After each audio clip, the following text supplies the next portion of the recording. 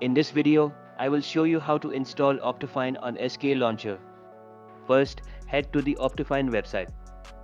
Once the Optifine website loads, click on Show All Versions and select the version that matches your Minecraft game version. Click Download, wait for the 5-second timer, then click Skip, followed by the final download link. Save the file to your desired location. Next, open SKLauncher and go to the installation manager, then create a new installation using the same Minecraft version you selected for Optifine.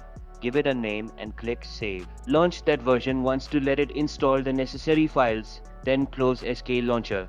Now, open the Optifine file you downloaded, click Install, and wait for the process to complete. Reopen SKLauncher, and you should now see the Optifine installation available. Select it and click Play.